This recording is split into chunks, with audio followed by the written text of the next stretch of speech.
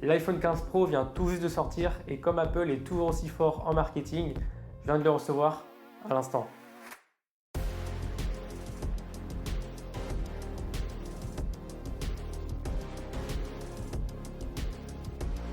Vous vous demandez peut-être pourquoi j'ai craqué et est-ce que cet iPhone 15 Pro cette année vaut le coup? En réalité, ça faisait 5 ans que je n'avais pas changé d'iPhone. Mon iPhone XS commençait vraiment à montrer des signes de faiblesse en termes de batterie, mais surtout cette nouvelle gamme d'iPhone 15 Pro propose de belles améliorations pour des créateurs de contenu pour faire de la photo et de la vidéo. C'est vrai qu'entre les iPhone 14 et 14 Pro, on n'a pas eu de grandes évolutions, on n'a pas eu de gap énorme ni même de révolution, mais vous allez voir que les améliorations cette année que je vais vous présenter sont vraiment bienvenues. Pas de changement visuel déjà à première vue, à part que cette année on retrouve du titane comme revêtement. Résultat, il est plus léger en main, 206 grammes pour l'iPhone 14 Pro contre 187 grammes pour le 15 Pro. Et fini le bouton switch pour passer du mode silencieux au mode sonnerie. On retrouve maintenant le bouton action qui va nous permettre de choisir plein d'actions différentes. À vous de choisir l'utilité du bouton. Ouvrir l'application photo, activer la lampe torche, lancer un raccourci, etc. Mais si on regarde en dessous, on peut voir une grande différence qui a fait pas mal parler ces derniers temps. Fini la prise prioritaire d'Apple, le fameux port Lightning, c'est du passé, on passe maintenant à l'USB-C 3.0. On va enfin pouvoir charger la plupart de nos appareils avec un seul câble. Mais en dehors de cet avantage pratique, il y a aussi un énorme point positif si vous avez l'habitude de transférer des gros fichiers photos et vidéos. Avec l'USB-C 3.0, Apple nous assure des vitesses jusqu'à 10 Gbps par seconde. Côté photo, on note une amélioration du mode portrait. On pourra modifier le flou d'arrière-plan même si la photo n'a pas été prise dans le mode portrait. L'iPhone captera directement s'il s'agit d'un visage pour ensuite appliquer le flou d'arrière-plan. Et une fonction que je trouve assez folle, maintenant à voir si ça fonctionne aussi bien que sur la keynote d'Apple, on peut changer le focus une fois que la photo est prise. Si je veux flouter mon sujet principal et faire un focus sur un objet en premier plan, a priori, ça devrait fonctionner. Cette année, on a maintenant la possibilité d'avoir 3 focales différentes à partir de l'objectif principal de 48 mégapixels. Sur l'appareil photo principal, on aura le choix entre 24, 28 et 35 mm. C'est vraiment judicieux de la part d'Apple de proposer ces fonctions via l'appareil photo de 48 mégapixels parce qu'on ne va pas perdre en qualité, on aura des photos plus détaillées même en basse luminosité. Avec l'objectif grand angle x 0,5, en 13 mm, on peut réaliser des photos macro. Cet objectif 13 mm, c'est celui qui me donne le plus envie parce que sur mon iPhone XS, j'en avais tout simplement pas.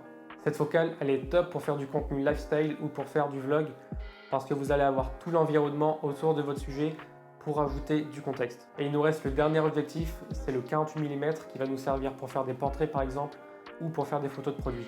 Avec la 48 mm, l'avantage c'est que vous allez avoir un flou d'arrière-plan plus prononcé que sur un grand angle. Et par rapport à votre personnage que vous allez placer dans la scène, vous allez aussi avoir un fond qui va se rapprocher plus de votre sujet pour avoir notamment cette compression. Mais là où je suis assez déçu, c'est que Apple a sorti un nouvel objectif x5 120 mm, mais il est seulement disponible sur l'iPhone 15 Pro Max. Et j'ai pas vraiment envie d'avoir un iPhone 3 imposant en main et surtout dans la poche. Ok, c'est plus agréable pour regarder des vidéos ou autre, mais niveau praticité et ergonomie, c'est pas pour moi. Ce qui me choque encore aujourd'hui, même si ça fait des années que c'est présent, c'est la qualité de leur HDR. Que vous soyez dans un lieu avec des hautes lumières et des zones sombres, les iPhones s'en sortent à chaque fois, c'est impressionnant. D'ailleurs, si tu veux faire de plus belles photos avec ton iPhone, je t'ai préparé un guide offert en description qui va te donner plein d'astuces et de conseils sur comment bien utiliser ton iPhone pour faire des photos impactantes et attractives pour les réseaux, notamment pour Instagram. Le lien est dans la description. Côté vidéo, on peut maintenant filmer en 4K ProRes à 60 images par seconde en enregistrement externe et on peut aussi filmer dans un format log pour retoucher en post-production. Ça sera surtout utile pour faire de la colorimétrie par exemple. Toutes ces fonctions, ça en fait vraiment un outil de travail idéal pour les créateurs de contenu. Vous avez un large choix d'objectifs différents pour prendre tout ce que vous voulez en photo en passant du 13 mm jusqu'au 48 mm. Vous avez une stabilisation en mode vidéo qui est super efficace si vous voulez faire du vlog ou des vidéos de voyage. Et pour les professionnels, on retrouve les fonctions super utiles comme l'USB-C 3.0 si on veut raccorder un disque dur externe pour enregistrer en externe. Et c'est d'ailleurs ce qu'Apple a mis en avant. Ils nous ont présenté un clip tourné intégralement à l'iPhone et c'est bluffant de voir ce qu'on peut faire avec ce petit truc en vidéo. De mon point de vue, la caméra parfaite ou le meilleur appareil photo, c'est celui que vous allez avoir tout le temps avec vous. Et qu'est-ce que vous avez tout le temps avec vous? Votre iPhone. Si la photo ou la vidéo, c'est pas votre métier, je vous recommande pas forcément cet iPhone parce que comme je l'ai dit plus tôt, il n'y a pas de grand gap par rapport au précédent.